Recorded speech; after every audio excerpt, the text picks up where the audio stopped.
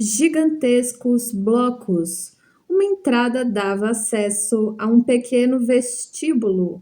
À direita, sobre um banco de pedra, estava sentado na posição de lótus, completamente distendido e repousado, um hindu de pele bronzeada, vestido de branco. Esperava-me, sem dizer uma palavra. 2 degraus conduziam a esse vestíbulo. No interior, à esquerda, abria-se o portal do templo. Vários nichos cheios de óleos de coco em que ardiam mechas cercavam a porta de uma coroa de pequenas chamas claras. Isso eu realmente vira em Kandy, na ilha do Ceilão.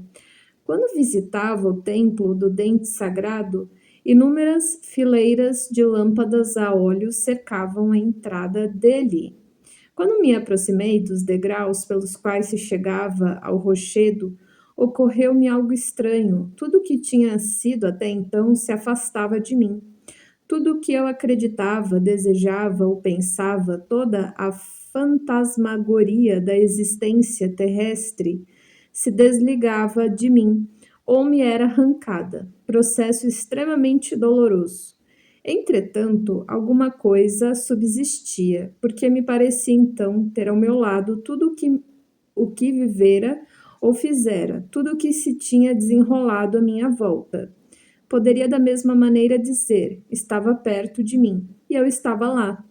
Tudo isso, de certa forma, me compunha. Eu era feito de minha história e tinha certeza de que era bem eu. Abre aspas, eu sou o feixe daquilo que se cumpriu e daquilo que se foi, fecha aspas. Esta experiência me deu a impressão de uma extrema pobreza, mas ao mesmo tempo de uma extrema satisfação. Não tinha mais nada a querer nem a desejar. Poder-se-ia dizer que eu era o objetivo, era aquilo que tinha vivido. No princípio, dominava o sentimento de aniquilamento, de ser roubado ou despojado. Depois isso também desapareceu. Tudo parecia ter passado. O que restava era um fato consumado, sem nenhuma referência ao que tinha sido antes, nenhum pesar de que alguma coisa se perdesse ou fosse arrebatada. Ao contrário, eu tinha tudo o que era e tinha apenas isso. Tive ainda uma outra preocupação. Enquanto me aproximava do templo, estava certo de chegar a um lugar iluminado e de aí encontrar o grupo de seres humanos aos quais na realidade pertenço. Então, finalmente, compreenderia, isso também era para mim uma certeza, em que relação histórica me alinhava. Eu ou minha vida? Eu saberia o que houvera antes de mim, porque me tornara o que sou e para o que minha vida tenderia. Minha vida vivida me apareceu frequentemente como uma história sem começo nem fim. Tinha o sentimento de ser uma perícope histórica, um fragmento ao qual faltasse o que o precede e o que se segue. Minha vida parecia ter sido cortada por uma tesoura numa longa corrente e na qual muitas perguntas tinham ficado sem resposta. Por que aconteceu isso? Por que trouxera comigo tais condições prévias? Que fizera eu dela? O que dela resultaria? Eu tinha certeza de que receberia uma resposta a todas essas perguntas assim que penetrasse no templo da pedra. Aí compreenderia por que tudo fora assim e não de outra maneira. Eu me aproximaria de pessoas que saberiam responder a minha pergunta sobre o antes e o depois. Enquanto pensava nessas coisas, um fato atraiu minha atenção. Debaixo da Europa ergueu-se uma imagem. Era meu médico, ou melhor, sua imagem, circundada por uma corrente de ouro ou por uma coroa de louros dourada. Pensei imediatamente. Ora, veja, é um médico que me assistiu, mas agora aparece em sua forma primeira como um Basileus de Cos. Cos era um lugar famoso na antiguidade por causa do templo de Esculápio. Lá nasceu Hipócrates, século V a.C. Durante sua vida, fora um avatar desse Basileus, a encarnação temporal da forma primeira, que existe desde sempre, ele agora em sua forma original. Sem dúvida, eu também estava na minha forma primeira. Não cheguei a percebê-lo, somente imagino que deva ter sido assim. Quando ele chegou diante de mim, pairando como uma imagem nascida das profundezas, produziu-se entre nós uma silenciosa transmissão de pensamentos. Realmente, meu médico fora delegado pela terra para trazer-me uma mensagem. Protestavam contra a minha partida. Não tinha o direito de deixar a terra e deveria retornar. No momento em que recebi essa mensagem, a visão desapareceu. Decepcionei-me profundamente. Tudo parecia ter sido em vão. O doloroso processo de desfolhamento tinha sido inútil. Não me fora permitido entrar no templo e encontrar os homens entre os quais tinha o meu lugar. Na realidade, passaram-se ainda 3 semanas antes que me decidisse a viver. Não podia alimentar-me, tinha aversão pelos alimentos. O espetáculo da cidade e das montanhas que via do meu leito de enfermo parecia uma cortina pintada com furos negros ou uma folha de jornal rasgada, com fotografias que nada me diziam. Decepcionado, pensava. Abre aspas, agora é preciso voltar para dentro das caixinhas, fecha aspas. Parecia com efeito que atrás do horizonte cósmico havia construído artificialmente um mundo de 3 dimensões, no qual cada ser humano ocupava uma caixinha. E de agora em diante deveria de novo convencer-me que viver nesse mundo tinha algum valor. A vida e o mundo inteiro se me afiguravam uma prisão, e era imensamente irritante pensar que encontraria tudo na mesma ordem. Apenas experimentara a alegria de estar despojado de tudo, e eis que de novo me sentia, como todos os outros homens, preso por fios dentro de uma caixinha. Quando estava no espaço, não tinha peso e nada podia me atrair. E agora, tudo terminado, sentia resistência contra meu médico, porque ele me conduzira à vida. Por outro lado, inquietava-me por ele, abre aspas. Por Deus, ele está ameaçado? Não me apareceu sob a forma primeira? Quando alguém chega a essa forma, é que está para morrer, e desde então pertence à sociedade de seus verdadeiros semelhantes. Fecha aspas. Repentinamente tive o terrível pensamento de que ele deveria morrer no meu lugar. Procurei fazê-lo entender da melhor maneira, mas não me compreendeu. Então me aborreci. Abre aspas. Por que finge ignorar que é um basileus de Cos e que já reencontrou a sua forma primeira? Quer me fazer acreditar que não sabe? Fecha aspas. Isso me irritava. Minha mulher reprovou a falta de amabilidade que eu demonstrava em relação a ele. Ela tinha razão, mas ele me contrariava, recusando-me a falar de tudo o que vivêramos. Em minha visão, abre aspas. Meu Deus! É preciso que ele preste atenção. Não pode ficar tão despreocupado assim. Gostaria de falar-lhe a fim de que tomasse cuidado consigo. Fecha aspas. Era minha firme convicção de que ele estava em perigo, porque eu o vira em sua forma original. E com efeito, fui seu último paciente em 4 de abril de 1944. Sei ainda exatamente a data. Fui autorizado pela primeira vez a sentar-me à beira da cama e neste mesmo dia ele se deitou para não mais levantar.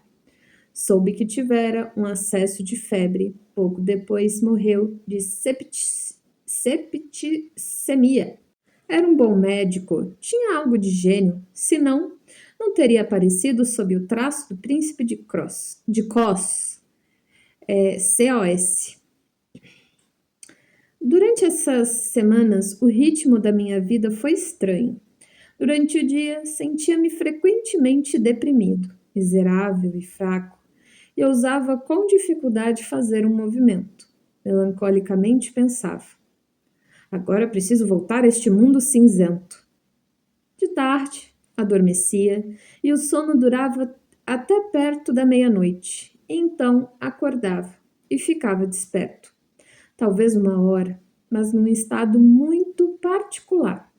Ficava como que num êxtase ou numa grande beatitude. Sentia-me pairando no espaço como que abrigado no meio do universo, num vazio imenso, embora pleno do maior sentimento de felicidade possível. Era a beatitude eterna, não se pode descrevê-la. É extraordinariamente maravilhosa, eu pensava. Os que me cercavam também pareciam encantados. A essa hora da noite, a enfermeira tinha o hábito de esquentar minha refeição, porque somente então podia tomar algum alimento e comer com apetite. Durante certo tempo, pareceu-me que a enfermeira era uma velha judia, muito mais velha do que na realidade, e que preparava pratos rituais. Quando a olhava, acreditava ver um halo azul em torno de sua cabeça. Eu próprio me encontrava nos Pardes Rimonim, o Jardim das Romãs, e aí celebrava o casamento de Tiferet com Malktuf. Legenda: Pardes Rimonim ou Rimonim é o título de um tratado cabalístico de Moisés Cordovero, século XVI. Tiferet, graça, e Malkuth, reino, são, segundo a concepção cabalística, duas entre as 10 esferas das manifestações divinas nas quais Deus sai de sua obscuridade. Representam um princípio feminino e um princípio masculino dentro da divindade. Retornando ao texto. Ou então era como se eu fosse o rabino Simão ben Yochai, ou Yochai, eu acho que é Yochai, cujas bodas eram celebradas no além. Era o casamento místico, tal como aparecia nas representações da tradição cabalística. Não poderia dizer o quanto tudo isso era maravilhoso. Eu não deixava de pensar, abre aspas, é o jardim das romãs, é o casamento de Malkuth, ai gente, é difícil, Malchuth, com Tiferet, fecha aspas. Não sei exatamente que papel eu desempenhava na celebração. No fundo, tratava-se de mim mesmo.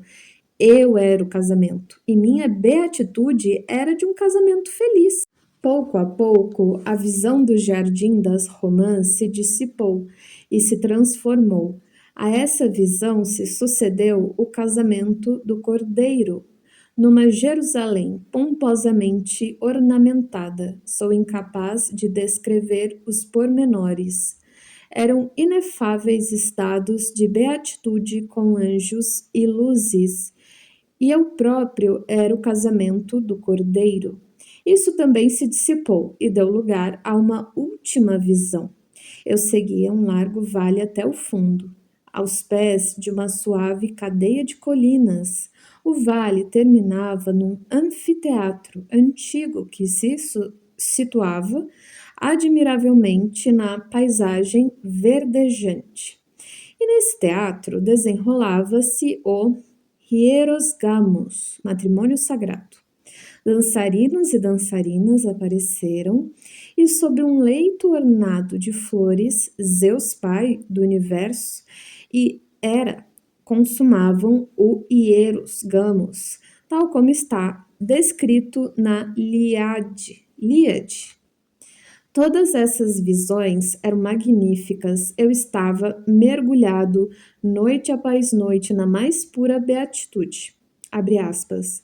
No meio das imagens de toda a criação. Fecha aspas. Pouco a pouco, os motivos se misturavam e empalideciam.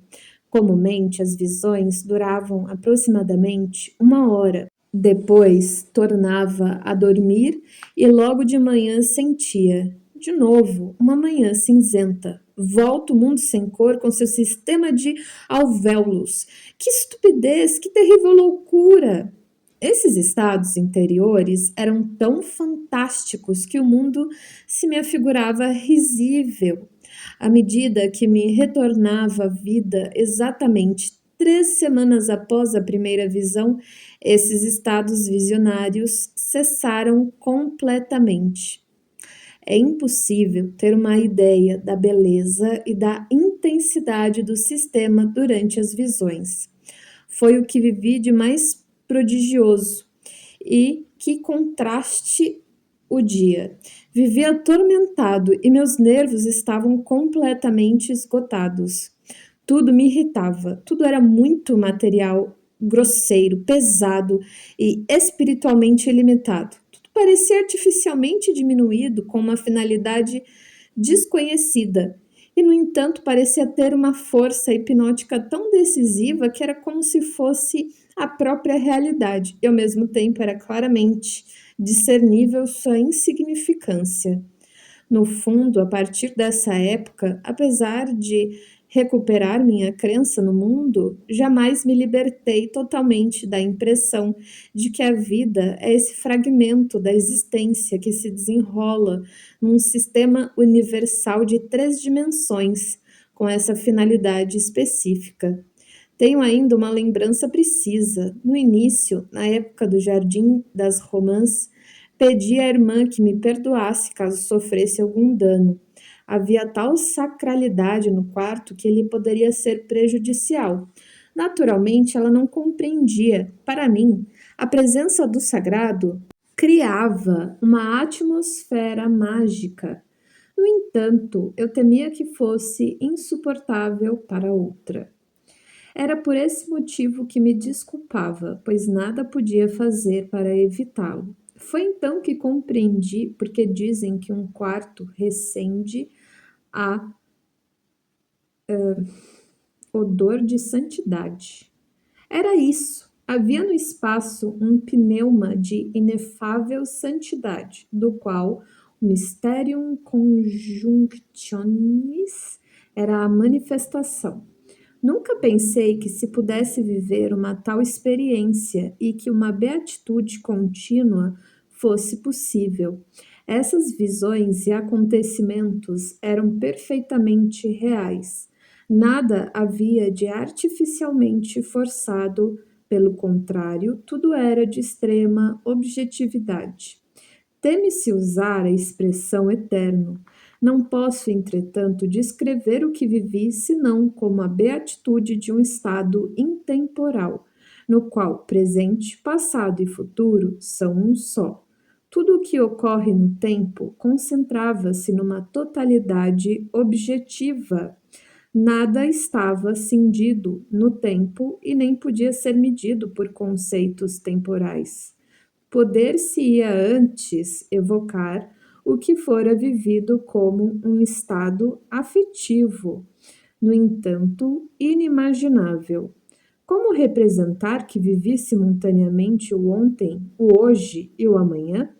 Havia o que ainda não começara, havia o mais claro presente e algo que já chegara ao fim, e no entanto tudo era uma coisa, tudo era uma e única coisa. O sentimento só poderia apreender uma soma, uma brilhante totalidade na qual está contida a espera do que vai começar, tanto quanto a surpresa do que acaba de ocorrer e a satisfação ou a decepção quanto ao resultado do que já passou.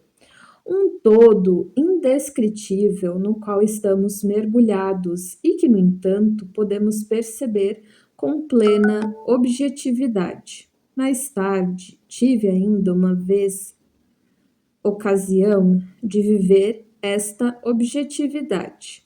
Foi depois da morte de minha mulher. Ela me apareceu em sonho como se fosse uma visão. Postara-se a alguma distância, me olhava de frente. Estava na flor da idade, tinha cerca de 30 anos e trajava o vestido que minha prima, a médium, lhe fizera, talvez o mais belo que jamais usara. Seu rosto não estava alegre nem triste, mas expressava conhecimento e saber objetivos, sem a menor reação sentimental, além da perturbação dos afetos. Sabia que não era ela, mas uma imagem composta ou provocada por ela em minha intenção.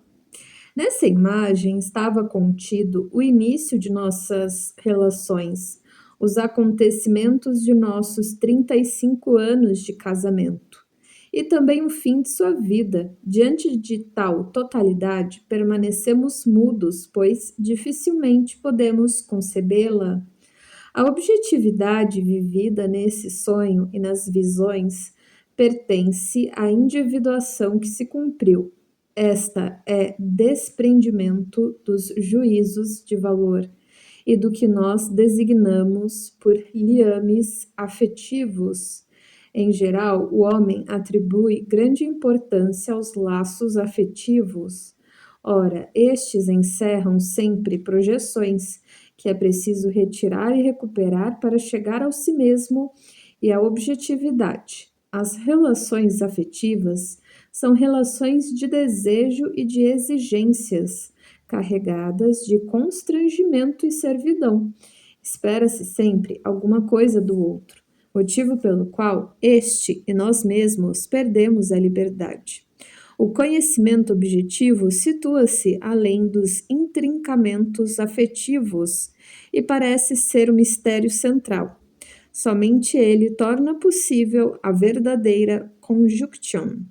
Depois dessa doença, começou um período de grande produtividade. Muitas de minhas obras principais surgiram então.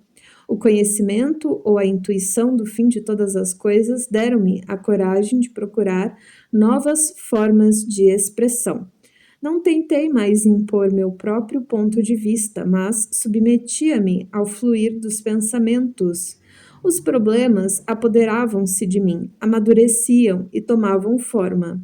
Minha doença teve ainda outras repercussões. Elas consistiram, poder-se dizer, numa aceitação do ser, num sim incondicional ao que é, sem objeções subjetivas, numa aceitação das condições de existência, como as vejo e compreendo, a aceitação do meu ser como ele é simplesmente. No início da doença, sentia que minha atitude anterior tinha sido um erro e que eu próprio era de qualquer forma responsável pelo acidente. Mas quando seguimos o caminho da individuação, quando vivemos nossa vida, é preciso também aceitar o erro, sem o qual a vida não será completa. Nada nos garante, em nenhum instante, que não possamos cair em erro ou em perigo mortal. Pensamos talvez que haja um caminho seguro. Ora, esse seria o caminho dos mortos. Então, nada mais acontece e, em caso algum, ocorre o que é exato. Quem segue o caminho seguro está como que morto. Foi só depois da minha doença que compreendi o quanto é importante aceitar o destino, porque assim há um eu que não recua quando surge o incompreensível. Um eu que resiste, que suporta a verdade e que está à altura do mundo e do destino. Então, uma derrota pode ser ao mesmo tempo uma vitória. Nada se perturba, nem dentro nem fora, porque nossa própria continuidade resistiu à torrente da vida e do tempo. Mas isso só acontece se não impedirmos que o destino manifeste suas intenções. Também compreendi que devemos aceitar os pensamentos que se formam espontaneamente em nós, como uma parte da nossa própria realidade, e isso fora de qualquer juízo de valor. As categorias do verdadeiro e do falso certamente sempre existem, mas porque não são constrangedoras, ficam à margem, porque a existência das ideias é mais importante do que seu julgamento subjetivo.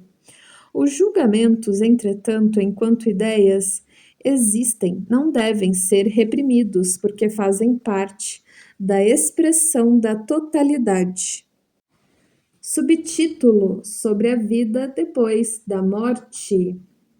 O que aqui está relatado são lembranças que estão na origem das reflexões que se seguem sobre o além e a vida depois da morte. Trata-se de imagens e pensamentos nos quais vivi, que me trabalharam e me preocuparam.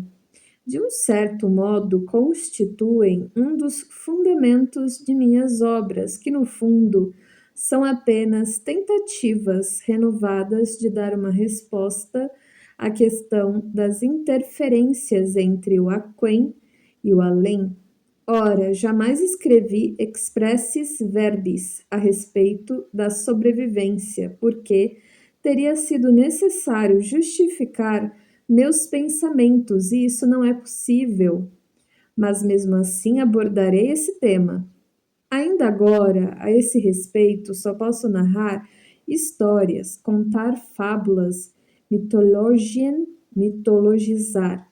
Talvez a proximidade da morte seja necessária para que se tenha a indispensável liberdade de abordar o assunto.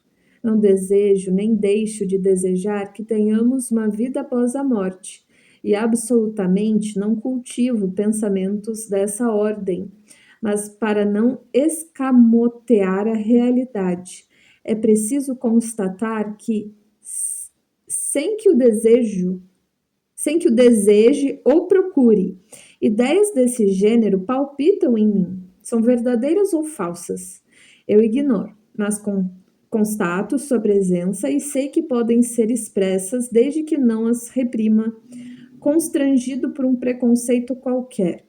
A ideia preconcebida é um entrave e prejudica a livre e plena manifestação da vida psíquica, a qual conheço e distingo pouco demais. Para querer corrigi-la, pretextando conhecê-la bem. A razão crítica parece ter há pouco eliminado, juntamente com numerosas outras representações místicas, também a ideia de uma vida após a morte. Essa eliminação foi possível porque os homens hoje se identificam frequentemente apenas com a consciência e imaginam ser aquilo que conhecem de si próprios.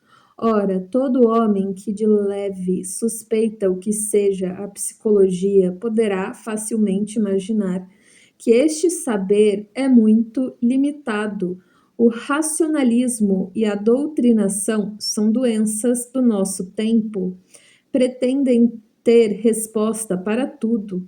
Entretanto, muitas descobertas que consideramos impossíveis quando nos colocamos de um ângulo limitado serão ainda feitas. Nossas noções de espaço e tempo são apenas relativamente válidas, deixam aberto um vasto campo de variações absolutas ou relativas.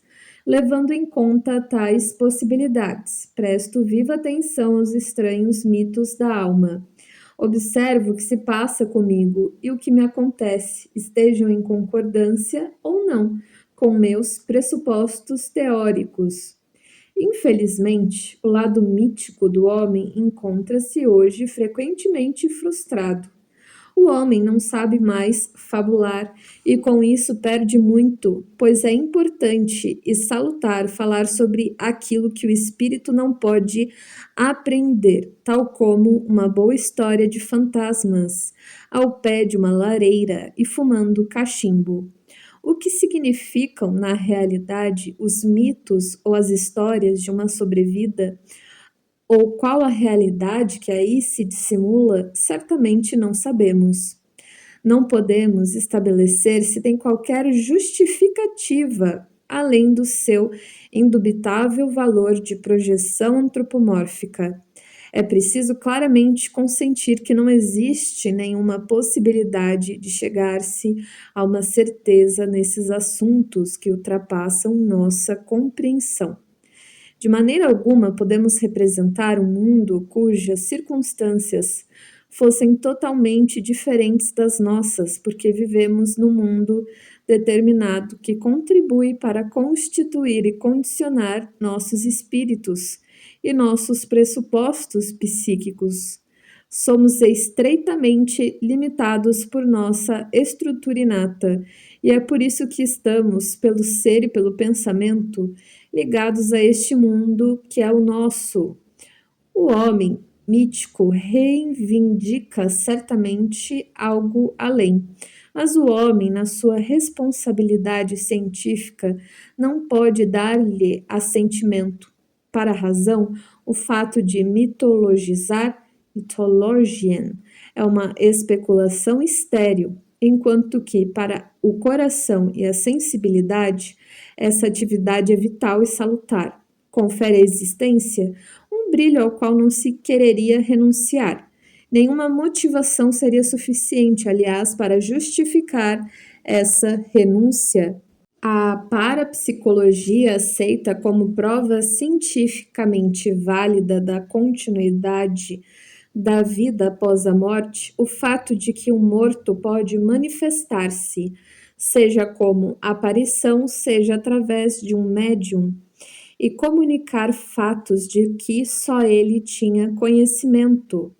Mesmo que haja casos bem confirmados, as questões ficam em aberto, isto é, se a aparição ou a voz são exatamente idênticas às do morto, ou se são projeções psíquicas, ou ainda se as comunicações são verdadeiramente do morto, ou se originam de um saber presente no inconsciente. Legenda: acerca do saber absoluto do inconsciente. Jung. Retornando ao texto. Apesar dos argumentos razoáveis contra uma certeza neste domínio, é preciso não esquecer que para a maior parte dos homens é de grande importância supor que sua existência atual terá uma continuidade indefinida após a morte. Vivem, então, mais razoavelmente, comportam-se melhor e permanecem mais tranquilos. Acaso não temos séculos e séculos à nossa frente e não dispomos de uma duração infinita? Então, para que essa precipitação que não tem sentido? Naturalmente, nem todos pensam assim. Há pessoas que não sentem nenhuma necessidade de imortalidade e que se arrepiam à ideia de ficar durante milênios sentados numa nuvem tocando harpa.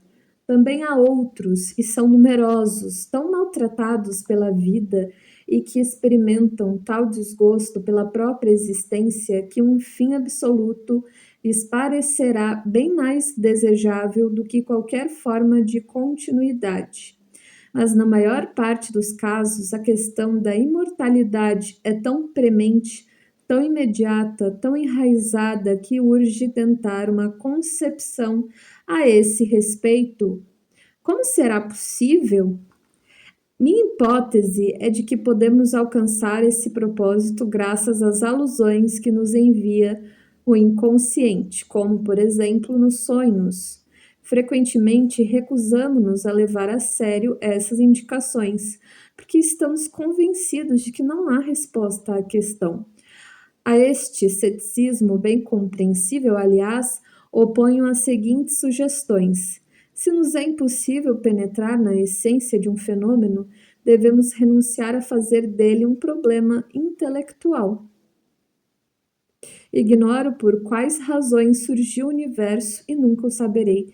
Devo renunciar, então, a transformar essa questão num problema científico e intelectual. Mas se uma ideia se oferece a mim sobre este assunto, por exemplo, no decorrer dos sonhos e nas tradições místicas, devo então conceder-lhe a atenção. Devo mesmo ter bastante audácia para edificar uma concepção a seu respeito, mesmo que permaneça para sempre como uma hipótese impossível de ser verificada.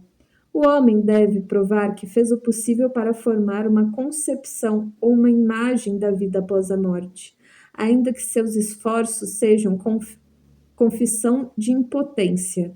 Quem não o fez sofreu uma perda, porque a instância interrogativa que fala nele é uma herança muito antiga da humanidade, um arquétipo rico de uma vida secreta que desejaria juntar-se à nossa vida para perfazê-la.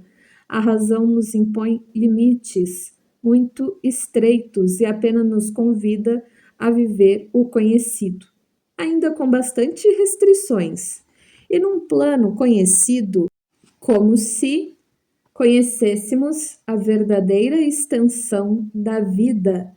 Na realidade, nossa vida, dia após dia, ultrapassa em muito os limites de nossa consciência e, sem que saibamos, a vida do inconsciente acompanha a nossa existência.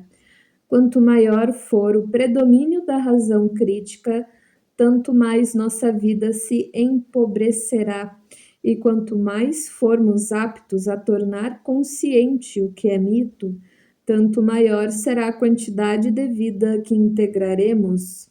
A superestima da razão tem algo em comum com o poder de estado absoluto. Sob seu domínio, o indivíduo perece. O inconsciente nos dá uma oportunidade pelas comunicações e alusões metafóricas que oferece. É também capaz de comunicar-nos aquilo que, pela lógica, não podemos saber. Pensemos nos fenômenos de sincronicidade, nos sonhos premonitórios e nos pressentimentos. Um dia eu voltava de Bolligen para casa por ocasião da Segunda Guerra Mundial. Trouxeram um livro, mas não me foi possível lê-lo porque, no momento em que o trem partia, a imagem de um homem que se afogava se impôs ao meu espírito. Era a lembrança de um acidente que ocorrera na época do meu serviço militar. Durante todo o trajeto, não pude desfazer-me da imagem. Estava exageradamente inquieto e perguntava a mim mesmo: o que se passou? Aconteceu alguma desgraça? Em Erlenbach, desci do trem e entrei em casa, sempre perseguido por essa lembrança e por minha inquietação. No jardim encontrei os filhos de minha segunda filha. Ela estava morando conosco, tendo vindo de Paris por causa da guerra. Todos pareciam um pouco atordoados, e quando perguntei o que está acontecendo, disseram que Adriano, o menor, caíra na água, no abrigo do barco. A água aí já era bastante profunda, e como não sabia nadar, quase se afogara. O irmão mais velho conseguira salvá-lo. O fato ocorreu exatamente no mesmo momento em que no trem eu fora assaltado pela lembrança. O inconsciente dera-me um sinal, porque não me poderia dar outras informações? Vivi um episódio semelhante antes da morte de um membro da família de minha mulher. Sonhei então que o leito de minha esposa era um fosso profundo com paredes mal cimentadas. Era um túmulo que despertava lembranças da antiguidade. Ouvi nesse momento um profundo suspiro, como o de um agonizante. Uma forma que se assemelhava à de minha mulher ergueu-se da tumba e elevou-se nos ares. Trazia uma veste branca, tecida de curiosos signos negros. Despertei. Acordei também minha mulher e olhei o relógio. Eram 3 horas da manhã. O sonho era tão estranho que pensei imediatamente que podia anunciar um falecimento. Às 7 horas chegou-nos a notícia de que uma prima de minha mulher falecera às 3 horas. Frequentemente apenas se tratava de uma premonição vaga e não de um saber antecipado. Foi assim que uma vez sonhei que me encontrava participando de uma festa. Percebi minha irmã, o que me espantou bastante, pois morrera havia alguns anos. Um de meus amigos, também falecido, estava na recepção. Os outros convidados eram pessoas então vivas na época. Minha irmã se encontrava em companhia de uma senhora que eu conhecia muito bem, e já no próprio sonho concluíra que ela parecia como que tocada pela morte. Ela estava marcada, dizia a mim mesmo. No sonho sabia exatamente quem era essa senhora e que morava em Basileia. Quando desperto, embora tivesse o sonho inteiro diante de meus olhos e em toda a sua vivacidade, não pude, apesar da melhor boa vontade do mundo, recordar-me de quem se tratava. Passava em revista todos os meus conhecidos de Basileia, esforçava-me, agindo assim, em descobrir alguma ressonância em mim. Foi em vão. Algumas semanas mais tarde, recebi a notícia de que uma senhora de nossas relações fora vítima de um acidente fatal. Fiz imediatamente a ligação. Era ela que vira em sonho sem que pudesse recordar-me. Tinha dessa senhora uma lembrança rica em pormenores. Fora minha paciente durante muito tempo, até um ano antes de sua morte, quando me esforçara para trazê-la à memória. Sua imagem não aflorara no longo desfile de minhas relações de Basileia, embora devesse ter sido uma das primeiras. Quando se passava por tais experiências, é natural que sintamos um certo respeito pelas possibilidades e faculdades do inconsciente. É preciso, no entanto, preservar o espírito crítico e lembrar-se de que comunicações dessa espécie podem ter também um significado subjetivo e coincidir ou não com a realidade. Aprendi, contudo, por experiência, que as concepções adquiridas a partir dessas alusões do inconsciente me trouxeram esclarecimentos e abriram perspectivas a novos pressentimentos. Guardar-me-ei de qualquer forma de escrever um livro de revelações, um novo apocalipse sobre o assunto, mas reconheço que possuo um mito que suscita meu interesse e me estimula a aprofundar o problema. Os mitos são formas antiquíssimas da ciência. Quando falo do que pode ocorrer depois da morte, estou sendo animado por uma emoção interior e não posso me valer senão de sonhos e de mitos. Naturalmente, pode-se desde o início objetar que mitos e sonhos que concernem a uma continuação da vida após a morte são fantasias simplesmente compensatórias e inerentes à nossa natureza. Toda vida aspira à eternidade. A isso não tenho outro argumento a opor, senão, precisamente, o mito. Além disso, há também indícios que mostram que uma parte da psique, pelo menos, escapa às leis do espaço e do tempo. A prova científica foi estabelecida pelas experiências bastante conhecidas de René. Legenda. René provou, mediante experiências com cartas, que o homem é dotado de percepção extrasensorial. Retornando ao texto. Ao lado de inumeráveis casos de premonição espontânea, de percepções não espaciais e outros fatos análogos dos quais busquei exemplos em minha vida, essas experiências provam que, por vezes, a psique extrapola a lei da causalidade espaço-temporal. Disso resulta que as representações que temos do espaço, do tempo e também da causalidade são incompletas. Uma imagem total reclama, por assim dizer, uma nova dimensão. Só então poderia ser possível dar uma explicação homogênea à totalidade dos fenômenos. É por esse motivo que ainda hoje os racionalistas persistem em pensar que as experiências parapsicológicas não existem, pois seriam fatais à sua visão do mundo. Porque se tais fenômenos podem produzir-se a imagem racionalista do universo, perde seu valor por ser incompleta.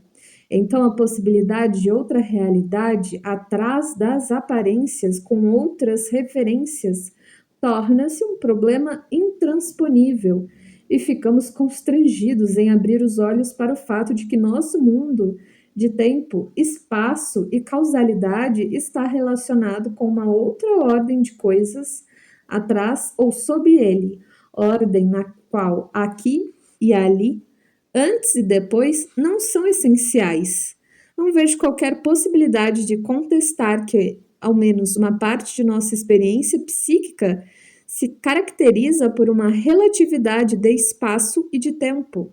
À medida que nos afastamos da consciência, esta relatividade parece elevar-se até o não especial e a uma intemporalidade absolutas.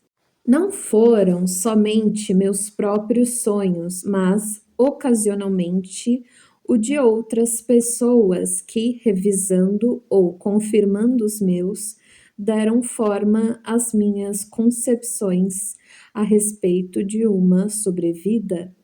Uma de minhas alunas de quase 60 anos teve um sonho particularmente importante, mais ou menos 2 meses antes de morrer. Ela chegava ao além, numa sala de aula, nos primeiros bancos estavam sentadas várias de suas amigas falecidas. Uma atmosfera de expectativa geral reinava no ambiente. Olhou em torno procurando um mestre ou um conferencista, mas não encontrou ninguém. Fizeram-na compreender que o conferencista era ela própria, porque todos os mortos deviam, imediatamente depois do falecimento, apresentar um relatório da soma de experiências por que passaram em sua vida.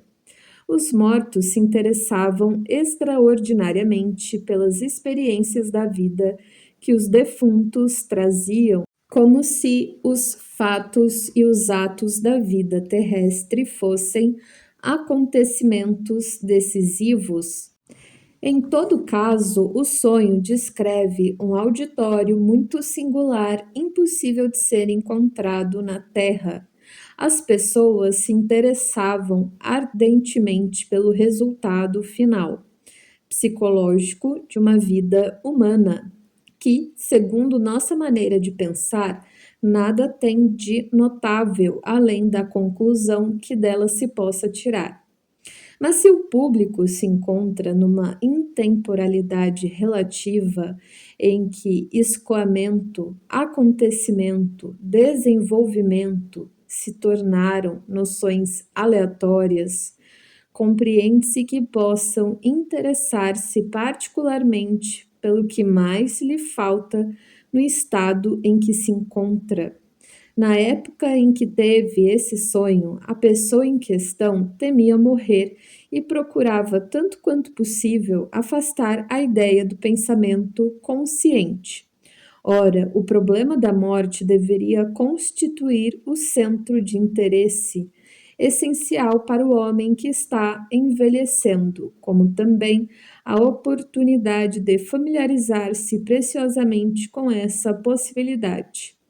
Uma inelutável interrogação lhe é colocada e é necessária uma resposta de sua parte. Para esse fim, ele deveria dispor de um mito da morte, porque a razão só lhe oferece o fosso escuro no qual está prestes a entrar.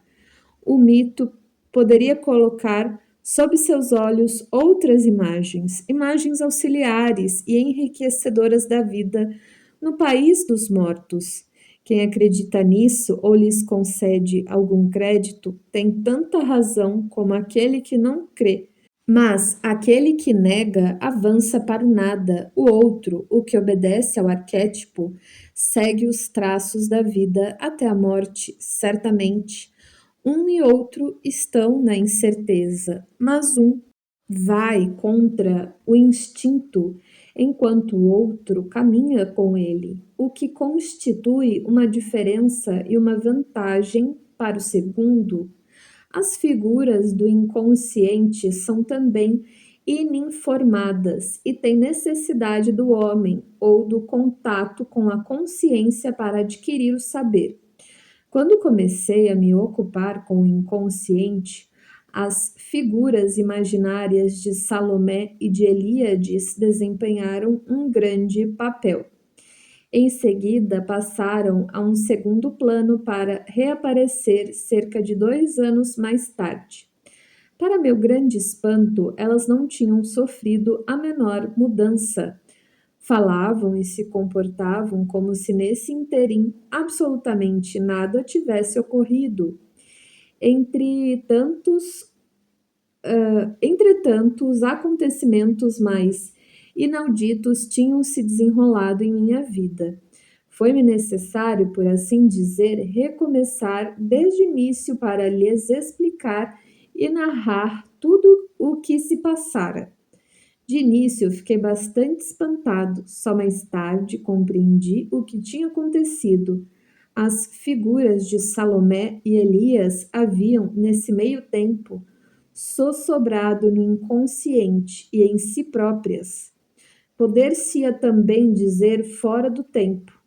Elas ficaram sem contato com o eu e suas circunstâncias variáveis, e ignoravam por essa razão o que se passara no mundo da consciência.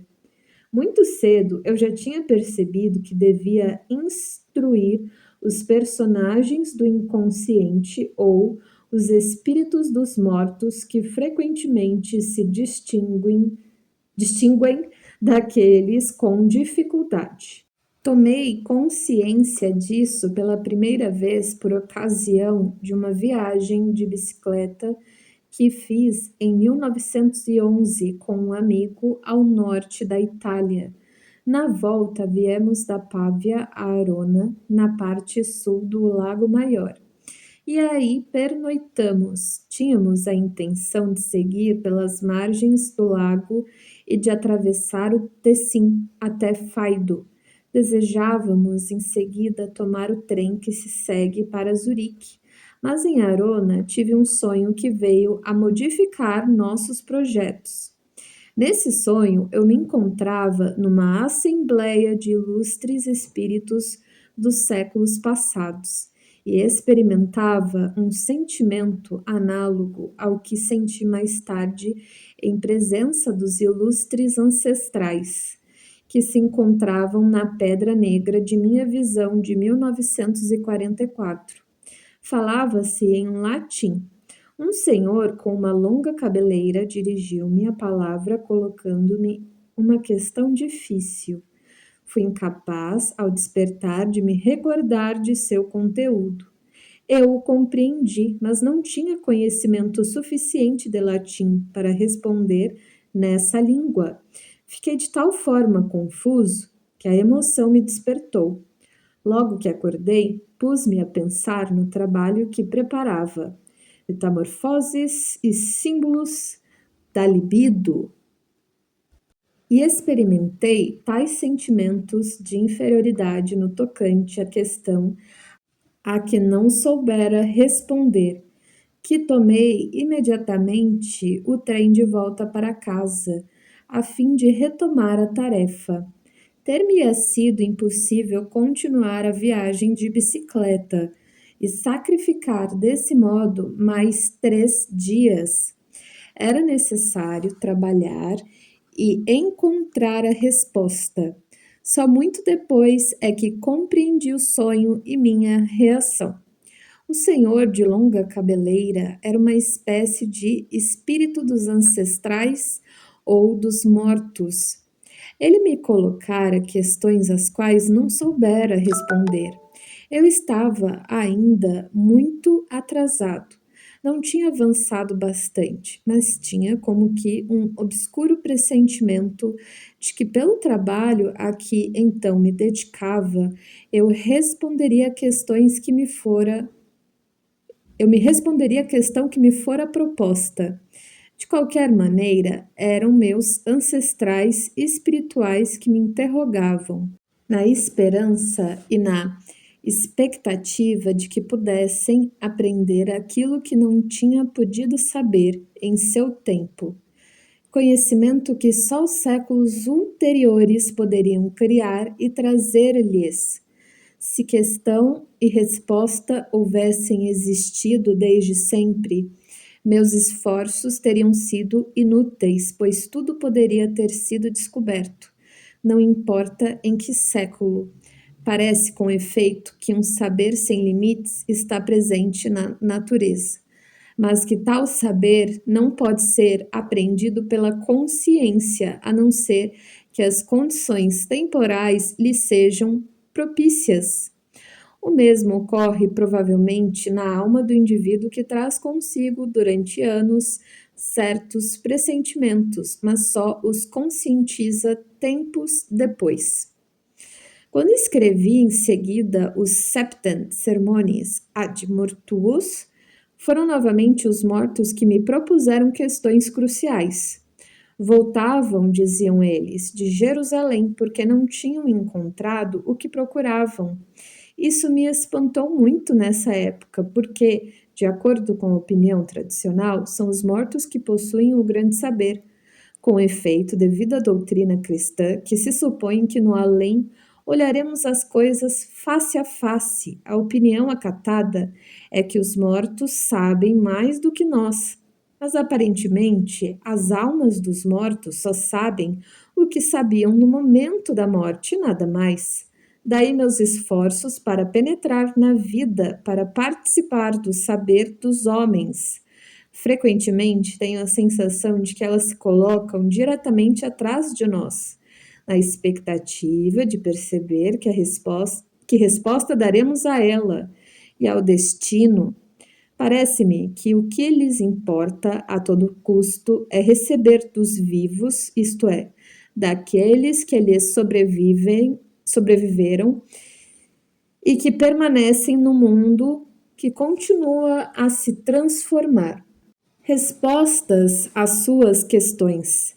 Os mortos questionam como se não tivessem a possibilidade de saber tudo, como se a onisciência ou a oniconsciência apenas pudesse ser privilégio da alma encarnada num corpo que vive.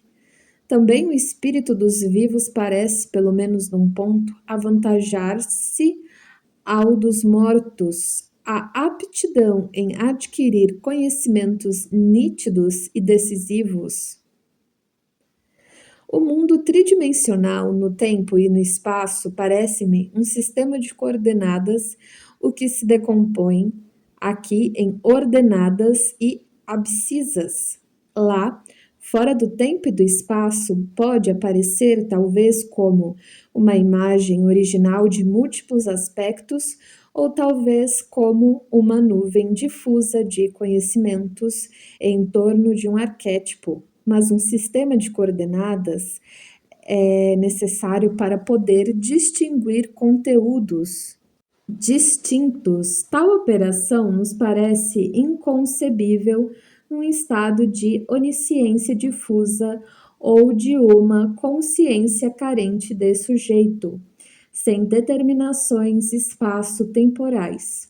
O conhecimento, como a geração pressupõe um contraste, um cá e um lá, um alto e um baixo, um antes e um depois. Se há uma existência consciente após a morte, parece-me que ela se situaria na mesma direção que a consciência da humanidade, que possui em cada época um limite superior, mas variável. Muitos seres humanos, no momento de sua morte, não só ficaram aquém de suas próprias possibilidades, mas, sobretudo, muito distantes daquilo que outros homens, ainda em vida, tornaram consciente. Daí sua reivindicação de adquirir, na morte, esta parte da consciência que não adquiriram em vida. Cheguei a essa conclusão depois de observar sonhos em que intervinham mortos. Foi assim que me aconteceu uma vez sonhar que visitava um antigo falecido 15 dias antes, quando vivo só conhecer uma concepção convencional do mundo e que nunca se apartara dessa atitude desprovida de reflexão. Sua residência ficava numa colina semelhante à de Tullingen, perto da Basileia. Aí se elevava um velho castelo cujos muros circulares cercavam uma praça com uma pequena igreja e algumas construções menores. Esse local lembrava-me a praça perto do castelo de Rapperswil. Era outono, as folhas das velhas árvores estavam já douradas. Um doce raio de sol iluminava a paisagem. Meu amigo estava sentado à mesa com sua filha, que fora estudante de psicologia em Zurique.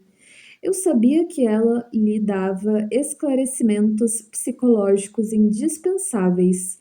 Estava meu amigo de tal maneira fascinado pelo que ela dizia que me saudou apenas com um gesto rápido de mão, como que se quisesse dar a entender: não me perturbe. Sua saudação estava me despedindo. Este sonho me sugeria que o morto deveria agora viver por vias que me eram naturalmente desconhecidas, a realidade de sua existência psíquica, o que durante o curso de sua vida nunca fora capaz. As imagens desse sonho associei mais tarde à frase: santos anacoretas dispostos no flanco da montanha. Os anacoretas, na cena final do segundo Fausto, figuram representações de diversos níveis de desenvolvimento que se completam e se elevam reciprocamente. Tive outra experiência sobre a evolução da alma após a morte quando, quase um ano depois do falecimento de minha mulher, acordei repentinamente uma noite e soube que fora até onde ela estava, no sul da França, na Provença, onde tínhamos passado um dia inteiro juntos. Ela fazia nessa região estudos sobre o Graal. Isso me pareceu muito significativo, porque ela havia morrido antes de terminar o trabalho que empreendera sobre esse assunto. A explicação, a partir do que se tratava, a saber que minha ânima não tinha ainda terminado o trabalho a ela imposto, nada me esclareceu, porque sabia muito bem que não tinha ainda terminado minha tarefa. Mas a ideia que, após sua morte, minha mulher trabalhava para continuar seu desenvolvimento espiritual, como quer que se conceba esta ideia, me pareceu plena de sentido. E por isso esse sonho me foi bastante apaziguador. Representações dessa espécie naturalmente não são adequadas e dão uma imagem insuficiente como a projeção de um volume sobre um plano, ou inversamente como a construção de uma forma quadridimensional a partir de um volume. Elas utilizam para exprimir-se de maneira metafórica as condições do mundo tridimensional. As matemáticas não temem criar expressões que exprimam relações que vão além de todo empirismo. Da mesma forma, cabe à essência de uma imaginação disciplinada esboçar, segundo princípios lógicos e na base de dados empíricos, as imagens daquilo que escapa ao entendimento, tais como, por exemplo, as indicações dos sonhos. O método que aplico neste caso é o da implicação necessária. Corresponde este método ao princípio da amplificação na interpretação dos sonhos. É pelas implicações dos simples números inteiros que podemos mais facilmente exemplificar. O 1, primeiro nome dos números, é uma unidade, mas ele é também a unidade. O 1, ou apenas 1, ou único, o não 2, não só um nome de número, mas também uma ideia filosófica, um arquétipo e um atributo de Deus, a mônada. É exato que o entendimento humano exprime essas afirmações, mas ao mesmo tempo está ligado e determinado pela concepção de um e suas implicações. Em outros termos, não são afirmações arbitrárias, são determinadas pela essência do um e por esse motivo necessárias. Teoricamente, a mesma operação lógica poderia ser efetuada com todas as representações individuais dos números que se seguem, mas praticamente vê-se logo o fim em razão da multiplicação rápida das complicações que conduz ao incomensurável. Qualquer outra unidade traz consigo novas propriedades e novas modificações. Assim, por exemplo, é uma propriedade do número 4 o fato das equações do 4 grau poderem ser resolvidas, enquanto que as do quinto grau não podem.